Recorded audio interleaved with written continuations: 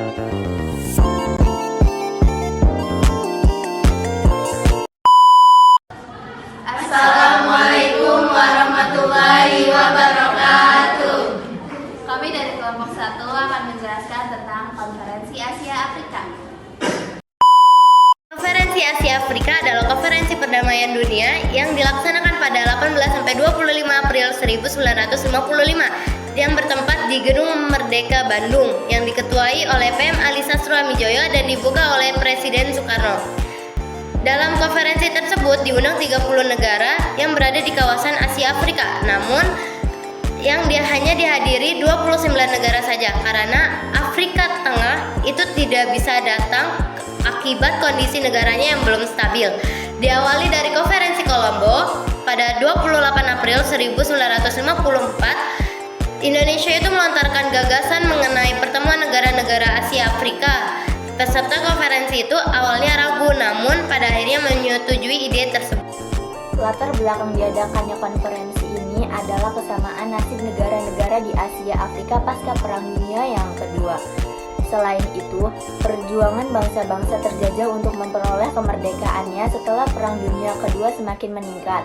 Negara-negara berkembang yang melihat suasana tersebut terdorong untuk mencari jalan keluar, membantu meredakan ketegangan, dan menciptakan perdamaian dunia. Pertemuan yang berlangsung selama 8 hari itu menghasilkan beberapa keputusan yang cukup penting, seperti memajukan kerjasama negara-negara Asia Afrika di bidang sosial, ekonomi, dan budaya, membantu perjuangan melawan imperialisme, menjunjung tinggi hak asasi manusia, dan ikut aktif menciptakan perdamaian dunia. Selain keputusan-keputusan penting, Konferensi Asia Afrika juga melahirkan 10 prinsip yang tercantum ke dalam Declaration on the Promotion of World Peace and Cooperation atau yang lebih dikenal dengan istilah Dasar-Sila Bandung. Latar belakang berhasilnya KA di Bandung mendongkrak nama Indonesia yang baru berusia 10 tahun ke kancah dunia. Tidak hanya itu, KA membawa banyak sekali dampak positif bagi Indonesia, negara-negara Asia Afrika, dan juga dunia. Negara-negara Asia Afrika turut mendukung Indonesia dalam rangka pembebasan Irian Barat. Konferensi juga memperkuat hubungan kerjasama negara-negara dari kedua benua tersebut. Selain itu, dunia pun ikut terdampak seperti berkurangnya ketegangan dunia. Negara-negara kolonialis imperialis mulai melepaskan daerah jajahannya dan menghapus politik diskriminasi rasial. Pada intinya, KA telah menunjukkan bahwa Indonesia bukanlah negara biasa. Indonesia telah turut berperan aktif dalam menunjukkan perdamaian dunia. Ketegangan dunia pun mulai berkurang akibat lahirnya paham dunia ketiga dan ALIGA. Dan itu berkat peran dari Indonesia. Adapun peran Indonesia dalam Konferensi Asia Afrika diantaranya yakni: pertama, sebagai tuan rumah. Indonesia bertindak sebagai tuan rumah untuk konferensi ini sehingga menempatkan negara ini dalam posisi kunci. Indonesia bertujuan untuk memfasilitasi dialog antara para pemimpin dan perwakilan dari negara-negara Asia dan Afrika yang hadir. Pemilihan Indonesia sebagai tuan rumah menegaskan kepemimpinan dan komitmen Indonesia terhadap tujuan konferensi. Yang kedua, menyampaikan pidato pembuka. Presiden Soekarno sebagai tuan rumah dan perwakilan Indonesia menyampaikan pidato pembukaan yang memaparkan visi dan aspirasi Konferensi Asia Afrika. Pidato ini menyoroti pentingnya solidaritas, kerjasama, perdamaian, dan keadilan bagi negara-negara Asia Afrika. Yang ketiga, menggagaskan Deklarasi Bandung. Dalam Konferensi Asia Afrika, Indonesia memainkan peran kunci dalam perumusan dan pengadopsian Deklarasi Bandung. Deklarasi ini berisi prinsip-prinsip dasar yang mencakupi penghormatan terhadap kemerdekaan dan kedaulatan, dan intervensi dan perdamaian, dan penolakan terhadap diskriminasi.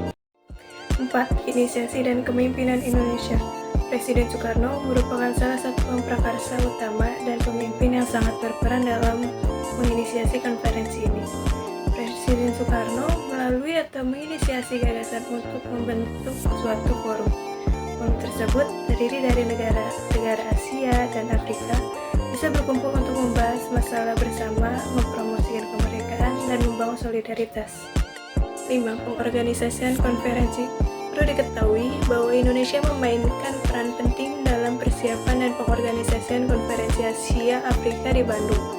Pemerintah Indonesia secara aktif terlibat dalam membantu mengatur agenda, mempersiapkan infrastruktur, dan memastikan jalannya acara konferensi dengan lancar. 6. Membentuk gerakan non-blok. Konferensi Asia Afrika di Bandung merupakan awal dari terbentuknya gerakan non-blok. Gerakan non-blok bertujuan untuk menjaga kemerdekaan dan netralitas negara-negara di antara blok barat dan blok timur selama Perang Dingin. Indonesia adalah salah satu pendiri dan pemimpin gerakan non-blok. KAA masih eksis. Jadi, Konferensi Asia Afrika masih rutin dilaksanakan sampai saat ini. Konferensi Asia Afrika pertama kali diselenggarakan oleh Indonesia, Myanmar, Sri Lanka, India, dan Pakistan pada tanggal 18 April sampai 24 April 1955 di Gedung Merdeka, Bandung. Indonesia dengan tujuan mempromosikan kerjasama ekonomi dan kebudayaan Asia Afrika dan melawan kolonialisme atau neokolonialisme Amerika Serikat, Uni Soviet, atau negara imperialis lainnya.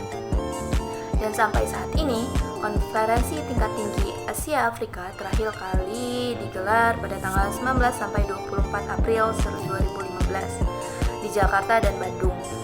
Konferensi tingkat tinggi Asia Afrika 2015 yang bertema Promoting South-South Cooperation for World Peace and Prosperity mempromosikan kerjasama selatan-selatan bagi perdamaian dan kesejahteraan dunia. Pertemuan itu menghasilkan 6 poin utama dan dapat disimpulkan bahwa pelaksanaan KAA pada tahun 1955 bukanlah yang terakhir kali, tapi merupakan yang pertama dan masih akan tetap diselenggarakan di masa yang akan mendatang.